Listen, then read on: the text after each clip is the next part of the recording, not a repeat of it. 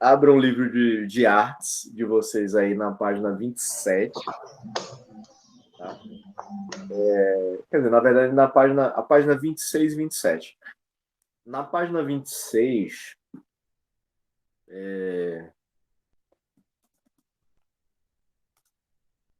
na página 26, a gente tinha comentado até na aula passada a respeito do Sebastião Salgado, né?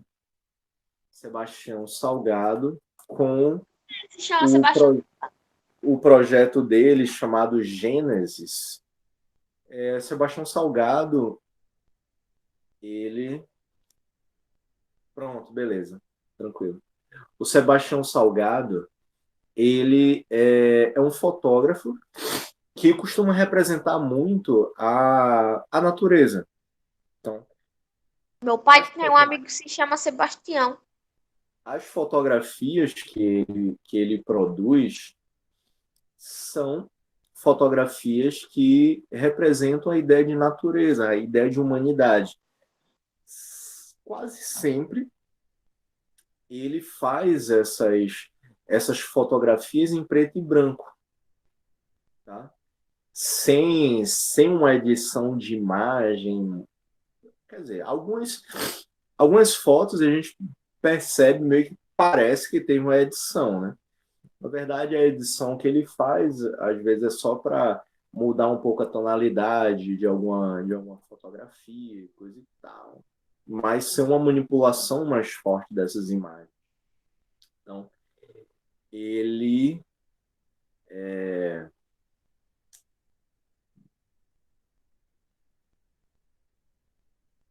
deixa eu ver. Pronto, por exemplo. O Sebastião Salgado, ele vai ser o fotógrafo da, da diversidade da terra, da diversidade dos povos. Então, ele vai buscar demonstrar isso através da fotografia, demonstrar o que é a humanidade através da fotografia, demonstrar o que é a natureza através da fotografia, né? Então, o Sebastião Salgado ele faz esse projeto. Ah, Arthur entrou aí agora. Entrou.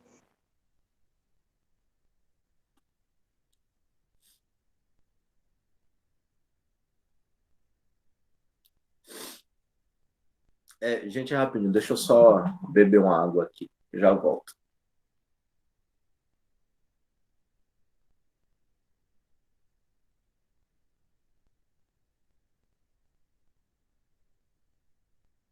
O que foi que aconteceu com o Vitor?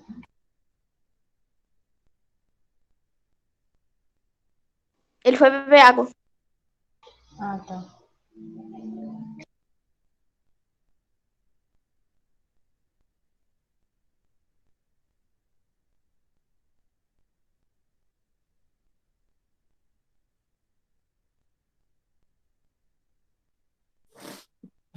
Voltei. Se hidratem, bebam água. Ah, minha garganta começou a arranhar aqui.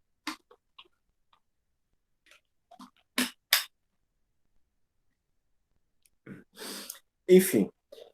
E aí o Sebastião Salgado ele tem esse projeto, microfone.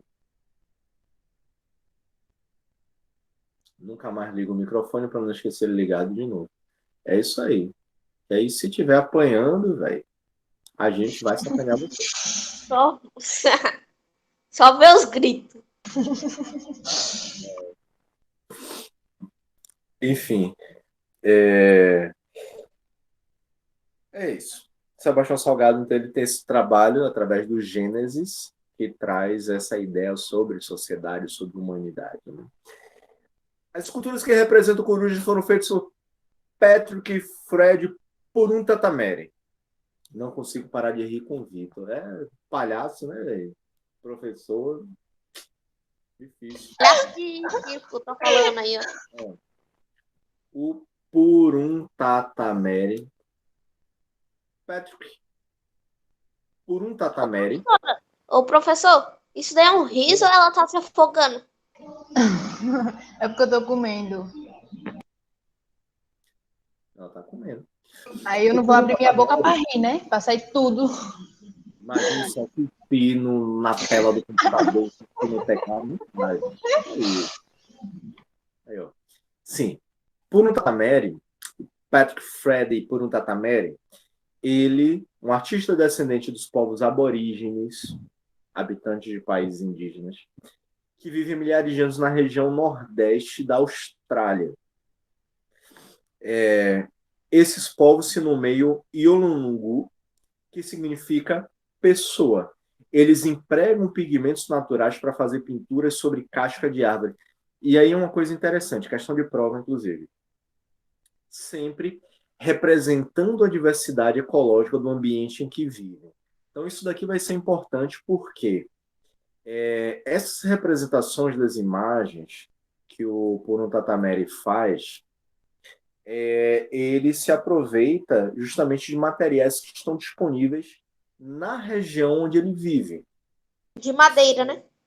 São, sim, são esculturas de madeira e a própria tintura, o pigmento que ele usa para poder pintar essas estatuetas, essas esculturas, é também retirado da natureza, é retirado também da área onde ele vive.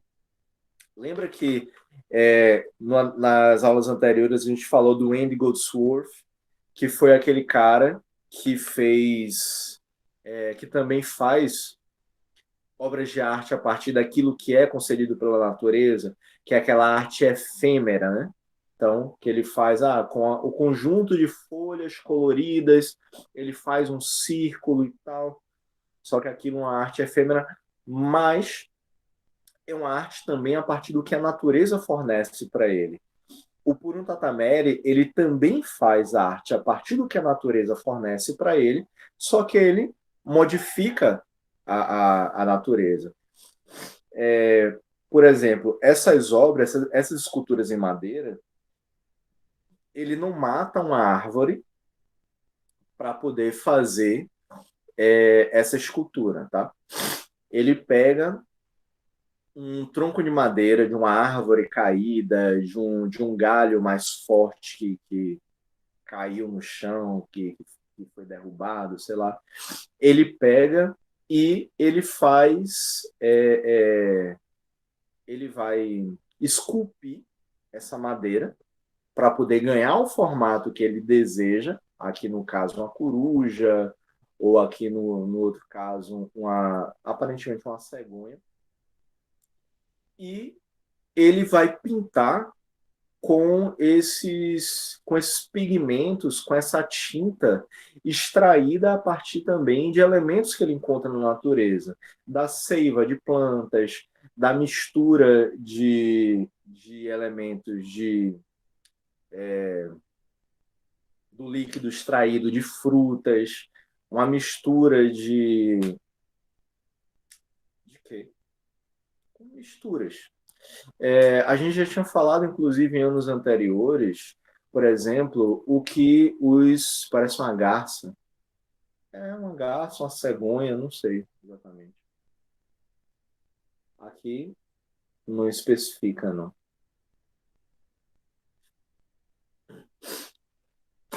Eu acho que é uma cegonha. The Bird Carved in Iron Woods.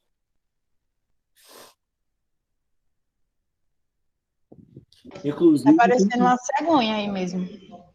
quem quiser comprar, custa $790. Você faz um descontinho? Nesse caso, não, porque eu tenho que comprar com meu fornecedor exclusivo, que é de lá da Austrália. Ah, tá. Sim. E o frete? Caso fica complicado. O frete. É R$ 1.000. O frete é R$ 1.000, rapaz. Tá vindo da Austrália, você acha que é R$ 1.000? 10 mil? R$ 1.000. Ah, tá. Então fique pra você, viu? Que eu não vou querer, não. Obrigada. Pode um negócio desse, R$ 1.000. Tá pensando o quê? Oxente. Como é que eu vou Não, comprar? professor. O frete é R$ 1.000, dá 10 mil da Austrália para sua casa. E da sua casa para casa de qualquer um é mais 1.000. Sim, ou seja, eu tenho que cobrar justamente R$ 10.000, porque chega aqui. Nove. Tá, filho. Então fique com o seu negocinho, viu, querido? Não vou querer não, tá? Tá bom, ok, né? Tudo bem. Perdendo Se essa você... oportunidade, Tá, eu perco, mas eu não compro, porque eu não vou te dar 10.000 para você trazer até aqui a minha casa, porque é muito perto do seu condomínio para minha casa, viu? aham, tá, vou. Tá certo, tá certo, tá certo. Então fique, viu, querido? São, ó, $4.289,70 ou Se a reais, pessoa quiser pegar lá na Austrália, mais R$ 10.000 de tem frete. desconto. Enfim, e aí então o Tatameri ele vai fazer essas obras de arte se utilizando justamente do material que a própria natureza fornece para ele. Então, por que que ele faz isso? Porque ele se aproveita dessa representação da diversidade ecológica do ambiente em que vive. Não somente ele, como demais povos aborígenes, os povos Yolonogu, de lá da Austrália. Aí eu pulo para a página 29. Na página 29, a gente tem a história da Samalmeira, do Dino Alexandre,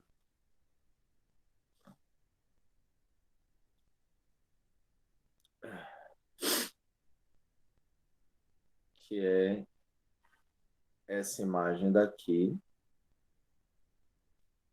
É uma cobra ali dentro das árvores, é? Não. Como é que eu vou comprar uma coisa se o fornecedor não é da Argentina? Aí eu não compro. O quê? Tipo, Carlos falou bem. Eu Carlos falou falei que bem eu assim. comprava se seu fornecedor fosse da Argentina. Então, eu comprava se o fornecedor fosse da Argentina, mas como o Vitor não é da Argentina, eu não compro. Eu sou argentino, Maradona, Messi, argentino todo, rapaz. Meu cabelo liso de argentino, minha pele branca de argentino. Oxente, descendente de espanhol. Ah, joguei bola com Maradona, rapaz. Tá pensando o quê? Oxi. Ah, rapaz, né? Já dizendo que eu não sou argentino. Ai, ai, viu? Enfim, você ó pra não engasgar com a comida, viu, Júlia? Você tá comendo ó pra não se engasgar, viu? Voltando aqui. A imagem dessa página, como o Daniel falou, é um rio. E é bem interessante essa história dessa Malmeira, da Samalmeira, porque faz parte de uma lenda ticuna. A imagem da página é uma produção do Dino Geraldo Alexandre, ilustra uma lenda do povo ticuna. Segundo essa lenda, a terra era coberta por uma árvore enorme. Então, claro, a gente vai lidar com diversas lendas a respeito da criação da humanidade, da criação dos territórios. Para o povo ticuna, a criação do rio Solimões, ele vai se dar justamente dessa forma. A terra era coberta por uma árvore gigante, uma árvore enorme, né? Cujo nome, o nome dessa árvore era Samalmeira. E tudo era frio e escuro. Os irmãos Yo e Ipi chamaram todos os animais da floresta para poder derrubar essa samalmeira, para poder derrubar essa árvore. E aí, do tronco da samalmeira caída, formou-se o rio Solimões. E de seus galhos surgiram outros rios e os igarapés. Então, ao se derrubar essa samalmeira no meio da floresta, o tronco, a partir do tronco, se fez justamente o rio. Os afluentes, os igarapés, eles surgem a partir dos galhos da samalmeira. Tá vendo? Então, reza a lenda ticuna, a lenda do povo ticuna, de que teria sido dessa maneira que teria surgido o rio Solimões. Então, observe no desenho que os elementos árvore e rio são representados como uma única coisa. Árvore e rio, a árvore que no caso é a samalmeira, né? E o rio, são representados como uma única coisa. Para os povos indígenas, a natureza é extremamente importante, a gente sabe até hoje, da relação dos indígenas com a floresta. Muitas de suas lendas tratam da diversidade das espécies, da relação entre os céus, os rios, as árvores, os animais, os seres sobrenaturais e a humanidade. Tanto que, até hoje, a gente sabe, a gente vê que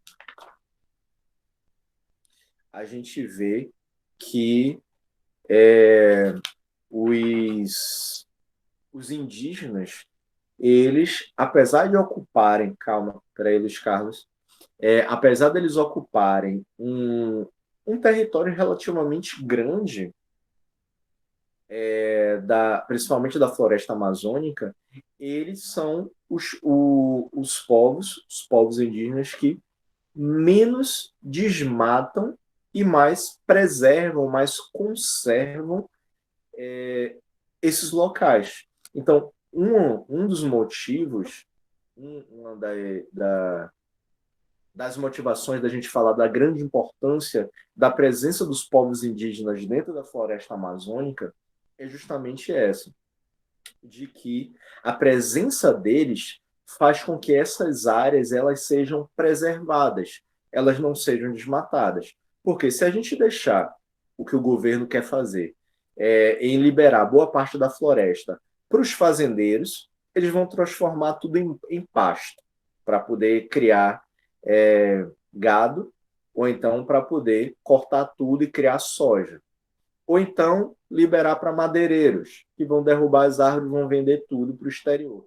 Ou então liberar para os garimpeiros, que vão matar os rios, inclusive, porque para você procurar metais preciosos, você precisa fazer uma limpeza, né, de uma parte dessa área. Como é que se faz a limpeza?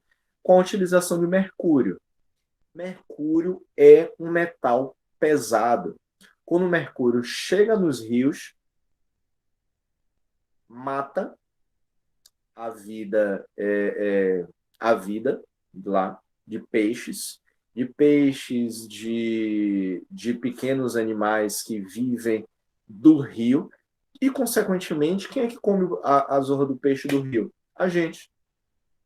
Os povos indígenas, inicialmente, mas todo rio corre para algum lugar. Então, se lá na cabeça do rio o mercúrio entra, quando chega na parte final, quem é que vai acabar comendo esses peixes do rio com o mercúrio? Somos nós. São as pessoas que estão nas cidades. Então, a liberação de garimpo, de madeira, de corte para poder se levar para a pecuária, para a agricultura e tudo, acaba afetando toda uma cadeia de pessoas. Daí, a presença dos indígenas acaba sendo bastante importante porque a relação que eles têm com a natureza é uma relação de respeito. Eles se utilizam daquilo que a natureza fornece para eles, como o caso lá do Purun Tatamere, eles se utilizam de uma forma respeitosa. Vão derrubar uma árvore ou outra? Pode ser que chegue e derrube por conta da própria necessidade deles. Mas a preservação do território indígena passa de mais de 90%, ao contrário de outras áreas que são voltadas justamente para destruição. Diga, Luiz Carlos, você queria falar alguma coisa? É verdade que o Daniel disse que o Rio Solimões tem 1.700 km²? Provavelmente sim, porque Daniel pesquisou. Então, Quadrado não, o comprimento dele. é. Enfim, aí a gente pula novamente agora para a página 31. Na página 31 temos o seguinte: no século XVI, o encontro dos conquistadores europeus com os povos que viviam nas Américas, aí tem um pouco de história. Povos que viviam nas Américas influenciou fortemente a arte, a ciência e a cultura europeias. As primeiras imagens desse mundo, até então desconhecidos, foram feitas na Europa apenas com base nos relatos dos viajantes que estiveram em terras americanas. Então, as primeiras formas de expressão artística que remontam à ideia de Brasil, eles não foram produzidos no Brasil. Eles foram feitos na Europa a partir dos relatos dos viajantes. Tipo, os portugueses vinham aqui para o Brasil, de repente fazer até o esboço, um desenho tal, a respeito do que eles encontravam aqui, mas na grande maioria das vezes eles descreviam o que estavam vendo, e quando chegava na Europa, um artista procurava traduzir em forma de desenho, em forma de pintura, aquilo que estava sendo relatado. Então, muitas vezes não se tinha uma ideia natural daquilo que estava sendo visto. Por mais que eu possa chegar para, sei lá, para Daniel, chegar para ele e falar assim, pô, eu passei por tal lugar, eu vi uma floresta assim, com flores assim, de tal cor, de tal jeito e tal. Só que Daniel, quando for fazer a pintura, ele não vai saber exatamente qual era a cor que eu estava vendo naquele momento. Como era exatamente o perfil das folhas, dos troncos das árvores que eu estava vendo naquele momento, porque ele não estava presente ali. Então, essas primeiras imagens a respeito do Brasil eram feitas não por quem tinha estado aqui no Brasil, mas sim por quem tinha lido os relatos de viagem que descreviam o que havia sido visto. Então, essas primeiras imagens do Novo Mundo, as primeiras imagens das Américas, eram desconhecidas por parte dessas pessoas, eram feitas na Europa apenas com base nesse relato dos viajantes. Essas produções consistiam geralmente de mapas e gravuras que ilustravam esses relatos, cujas representações eram bastante fantasiosas, povoadas de monstros e outros seres imaginários. Então, o cara falava, não, porque eu vi o pé grande, não sei o quê, não sei o quê, não sei o quê. Na verdade, só tinha sido, sei lá, um índio no meio da floresta aí, que era um cara alto, e aí o povo viu de relance assim e pensou que era um bicho de 3,5 metros de altura. Então, sempre rolava esse tipo de situação. Em 1737, Maurício de Nassau chegou ao nosso país uma comitiva de cientistas e artistas. Então, somente a partir de 1637 que esses artistas, vindo dessas missões francesas, grupo de artistas, de artesãos, de técnicos franceses, que vieram aqui para o Brasil e começaram a representar o Brasil através do que eles estavam vendo. Tá dando umas travadas? Internet, não tem jeito. Pequenas, mas tá dando. No século XVIII, muitas expedições seguiram para a América do Sul, interessadas em... Não deu para entender uma parte. Então, só voltando um pouquinho nisso. Quando Maurício de Nassau chegou aqui em 1637, ele vai trazer o que a gente chama de missão artística francesa. É um grupo de artistas franceses que vem junto com Maurício de Nassau para poder pintar, para poder representar verdadeiramente o Brasil que eles podem ver. Ao contrário do que era feito antes, do que era feito com os primeiros visitantes do Brasil, né?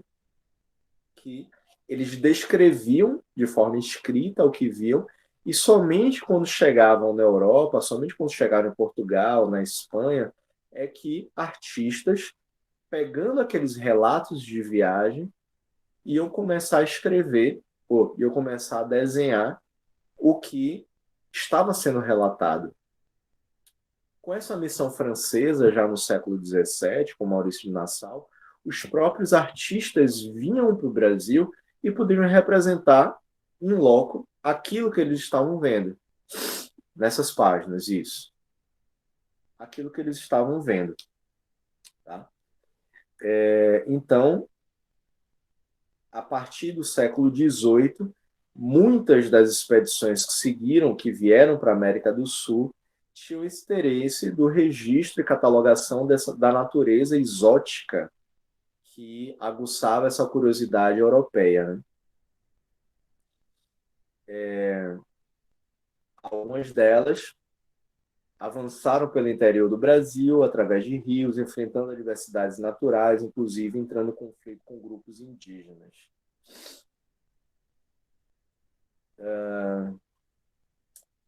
No século XIX, taranã, isso aqui basicamente já falei, da missão artística francesa. Após a primeira viagem ao Brasil, o Johann Moritz Hugendes publicou um livro chamado Viagem Pitoresca através do Brasil. Viagem Pitoresca através do Brasil. É um livro do Hugendes, que, dentro desses relatos de viagem do Hugendes, ele vai ter uma representação do que ele estava vendo. Eu poderia colocar mais ou menos as páginas da prova. Pronto, eu coloco. Deixa mais para o finalzinho da aula. Quando der 9h29, eu coloco quais são as páginas. Pronto. Então, o Hugendes, através desse livro, Viagem Pitoresca através do Brasil, ele vai composto de 100 litografias que mostram cenas de trabalho, festa, tipos humanos, costumes e paisagens. Então, ele vai representar aquilo que ele estava vendo aqui no Brasil. Tá? E, para a gente finalizar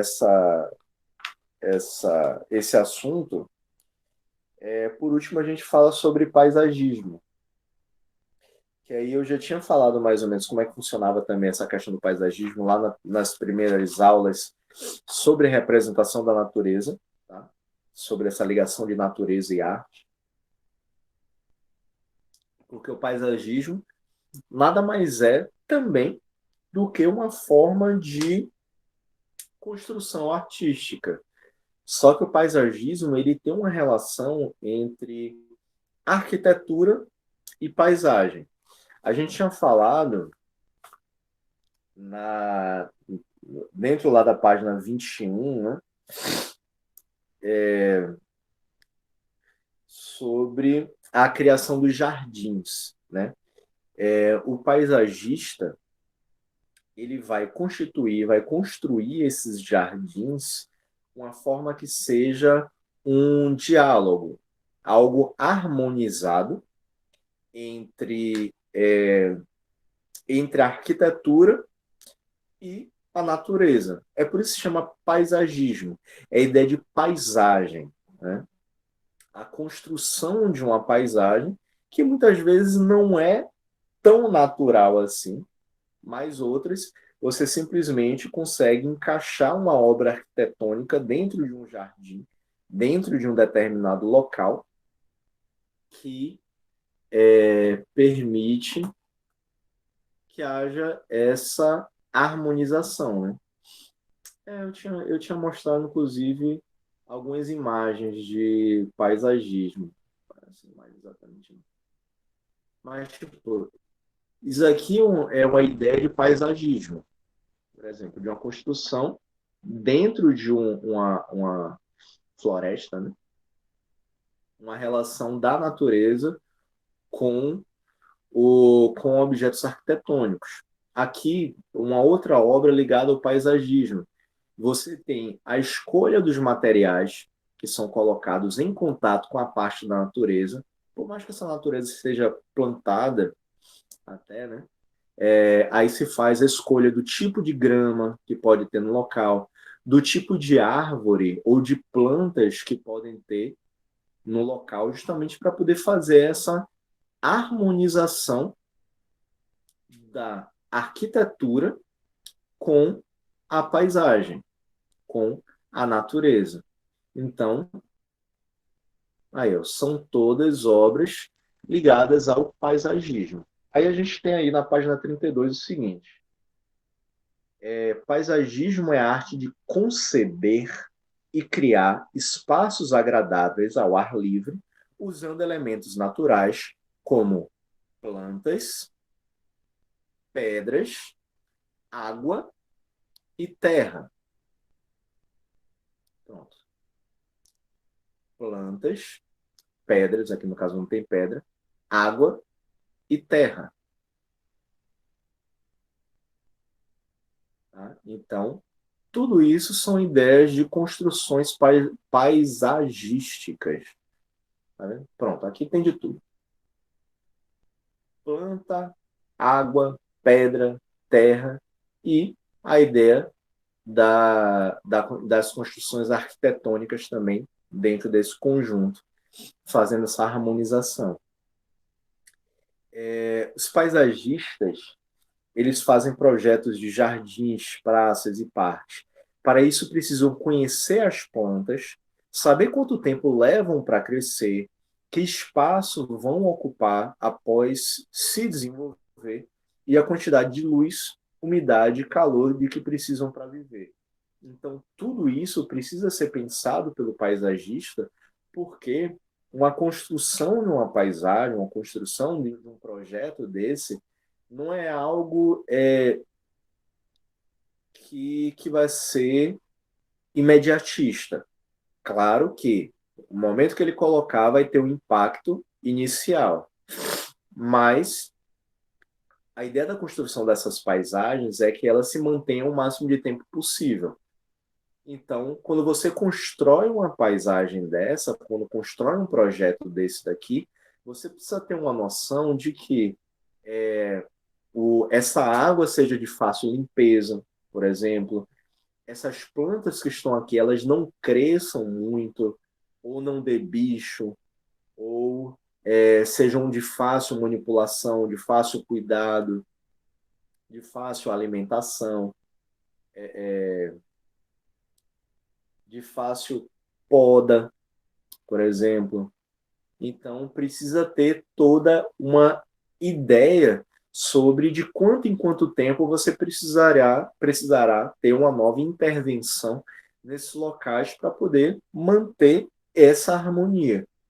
Então, é por isso que se diz que eles precisam conhecer as plantas, saber o tempo que levam para crescer, o espaço que vão ocupar, se desenvolver, quantidade de luz, taranã, taranã, taranã. No Brasil, a história do paisagismo está ligada à obra mundialmente conhecida de Roberto Burle Marx. Iniciou seu trabalho na década de 1930, projetando jardins nos quais misturava as plantas tropicais e a estética da pintura abstrata. Muitas vezes, seus jardins eram concebidos inicialmente em desenhos e pinturas compostas de formas e cores. E estou ficando gripado. Ele se interessou especialmente pela flora brasileira. Burle Marx.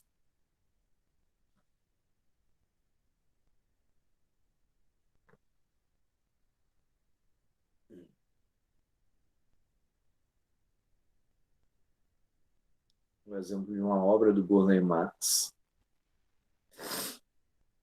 Sai para lá, professor, né? Não estou brincando. Peraí, eu me perdi. O que foi?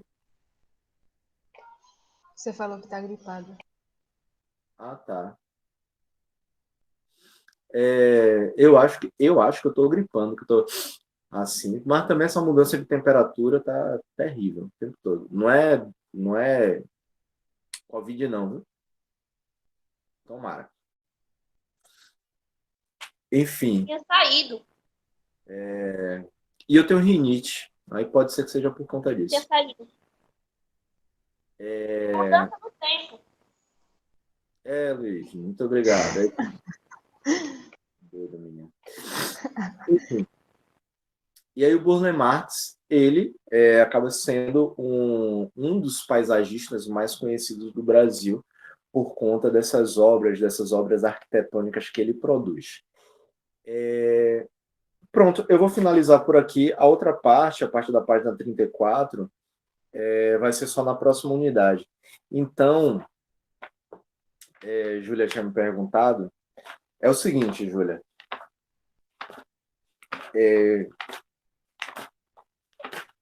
Deixa eu ver. Ó, a gente vai ter aí, da página 20... Deixa eu colocar aqui, ó.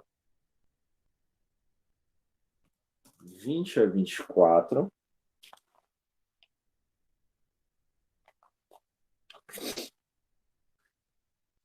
Vinte e seis, 27.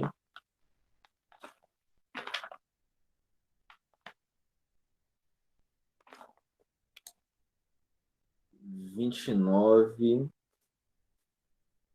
31 e 32. Tá, vá anotando aí.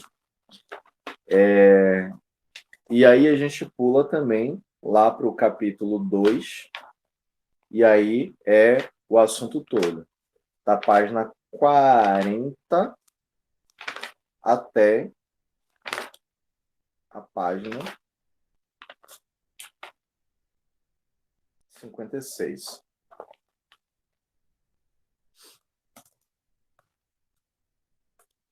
Pronto. Isso, aí. São essas páginas aí que vão cair na provinha linda, fofa de vocês. Tá? 20 a 24, 26 a 27, 29, 31, 32 e da 40 a 56. Pronto? Beleza?